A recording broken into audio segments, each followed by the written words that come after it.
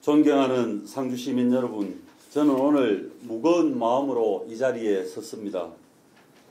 재작년부터 시작한 통합 신청사 건립이 작년에는 주민 소환 투표 청구로, 올해는 통합 신청사 건립 타당성 심사 약정 수수료 1억 5천만 원이 시의회에서 5회 연속 삭감되어 한 발도 나가지 못하고 또 한 해를 넘기게 되었습니다.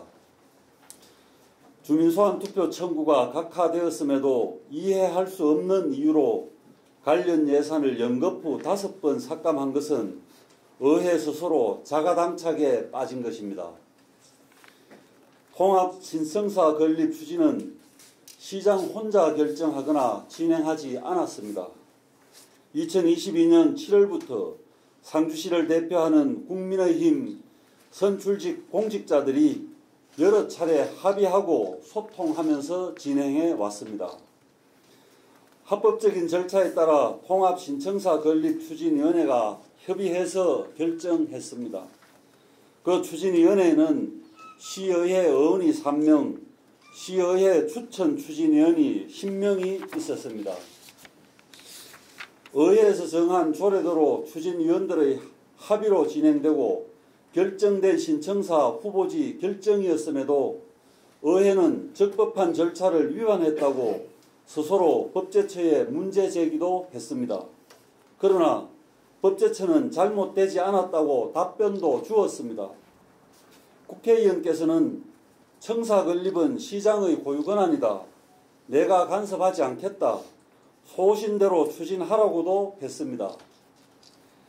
주민소환이 추진되는 기간에는 대다수 시의원이 시장이 정치적으로 감당할 수 있으면 우리는 찬성이다. 응원도 해주었고 이런 협조로 지금까지 올 수 있었습니다. 저는 정치인으로서 신청사 건립이 저에게 미칠 정치적인 유불리를 알면서도 시작했습니다. 주민소환의 위기에서도 제 자신의 안위보다는 상주에 덕이 되기 때문에 저를 희생해서라도 해야 할 일이라고 생각했고, 그러한 생각들은 시정을 추진하는 저의 신념이었습니다. 신청사 건립은 단순히 시청 청사만 짓는 것이 아닙니다. 공간혁신구역 사업, KTX 역사 건립, 적십자병원 신축 등을 통한 압축도시 전략으로 도시기능 유지, 기회발전 특구, 교육발전 특구, 지역 한력타운 사업으로 일자리 창출과 정주 여건 개선, 국민안전체험관, 모자축제, 만화도서관 등 생활인구 창출과도 맞물려 있습니다. 향후 10년을 전후로 사업을 완료하여 중흥하는 미래 상주의 상징이 되는 것입니다. 진행 과정과 추진 목표가 이러함에도 의회에 의해 난간에 봉착했습니다. 2024년 본예산 심사에서는 통합신청사 타당성 심사 약정 수수료 삭감의 이유가 주민소환 투표 청구가 마무리되지 않았으니 일단 삭감하고 주민소환 투표 청구가 각하되면 추경에서 승인해 주겠다고 했습니다. 올해 3월 신청사 건립 타당성 조사 용역 보고회에서는 의회 청사의 부족한 부분에 대한 시의원들의 많은 요구가 있었고 4월에는 시의회의 요구에 대한 대책 보고도 했습니다. 그러나 5월 2회 추경부터 현재까지 4번은 그야말로 묻지마 삭감입니다. 이것은 의결권 남용이고 상주를 이끌어가는 수레바퀴의 한 축으로서 자기 부정입니다. 시중에는 의회도 청사 건립에는 찬성하지만 또 제가 시장하는 동안에는 안 된다 등등 온갖 이야기가 분분합니다. 저는 여전히 통합 신청사는 건립해야 한다는 믿음과 추진할 의지가 있습니다.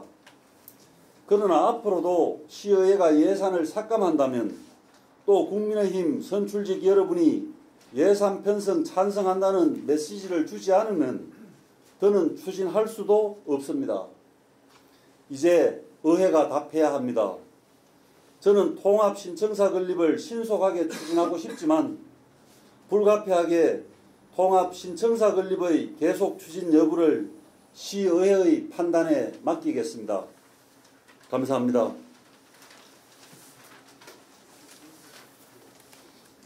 제 회견문 발표는 이것으로 마치고 참석하시는 언론인들께서 이 회견문과 관련해서 아니면 또 일반적인 상황과 관련해서 궁금하신 점에 대해서 질문을 하신다면 제가 답변을 드리도록 하겠습니다. 이전이 본격화되는 시점에 제가 당시 시의회 의원님들 모든 그 입장을 취재한 적이 있습니다. 예. 그 당시 찬성하신 분도 있고 반대하신 분도 있고 예. 답을 내놓자 하는 분도 많았습니다. 예. 그리고 이게 점점 진행되면서 반대되는 분도 많았었는데 어느 날 갑자기 그 입장을 바꾸신 분들이 꽤 많았습니다. 예. 그 이유가 어디 있다고 보십니까? 그 부분에 대해서 의회 의원님들이 왜 입장을 바꾸는지 이 부분에 대해서 지금까지 예산을 5번 심의하면서도 실질적으로 삭감 이유를 구체적으로 지금 밝히고 있지 않습니다. 그 부분에 대해서는 언론인 여러분들 수차 취재를 하셨지만은 의회가 예산 삭감을 하는 것 같으면은 본격적인 이것이 어디 단순한 어떤 작은 단위 사업도 아니고 중요한 문제이고 또 이것으로 인해서 상주가 정치적으로 큰 내홍을 겪었고 이런 사업이기 때문에 감액하는 이유에 대한 구체적인 이유를 이거 분명히 말씀을 하셔야 되지 않겠습니까? 지금까지 말씀을 하시지 않지 않습니까? 추가로 질문드리면 사업 타당성 부분도 있고 그다음에 집행부와 시의회 관계를 측면에서 나오는 것도 있다고 생각합니다. 근데 처음 제동 걸렸을 때 제가 들었던 소문 중에 하나가 시장님이 국회의원 이미정 의원을 찾아갔다는 내용을 들었었는데 그게 사실인지 혹시 안 그러면 그게 사실이라면 무슨 이유로 찾아갔는지 답변해 주실 수 있나요? 우선 첫 번째 물으셨던 타당성에 대한 문제는 상주시가 청사 짓는 것이 타당한가를 정책적으로 제도적으로 심사받기 위해서 타당성 심사를 지금 요청하는 것입니다. 그 심사를 아예 요청도 못 하도록 지금 막고 있는 것은 의회이고 그 다음에 어떤 개인적인 관계라고 하는데 우리는 선출직으로서 활동하는 것은 상주시를 대표해서 시민의 권한을 위임받아서 활동하는 것이지 거기에는 개인의 어떤 이해라든지 이런 것을 가지고 판단한다는 것은 선출직으로서 저는 온당치 않은 그런 자세라고 생각을 하고요. 우리가 개인 정치인이기도 하지만은 개인 정치인의 입장보다도 우선되는 것은 상주 시민의 이익이고 거기에 대해 가지고 개인 정치인으로서 어떤 이유를 내는 것 같으면 그건 분명히 시민들에게 우리를 고용한 시민들에게 그 입장을 밝혀야 되는 것이라고 생각을 합니다. 그리고 국회의원을 찾아갔다는 그런 질문을 말씀을 하시는데 제가 앞에서 회견에서도 말씀을 드렸습니다만은 국민의힘 선출직이라면 국회의원님, 도의원님, 시의원님, 국민의힘 소속 다 해당되는 것 아니겠습니까? 공식적으로 그런 논의도 있었고 또 중간에 진행되는 상황에 대해서 설명을 하기 위해서 방문을 한 적 분명히 있습니다.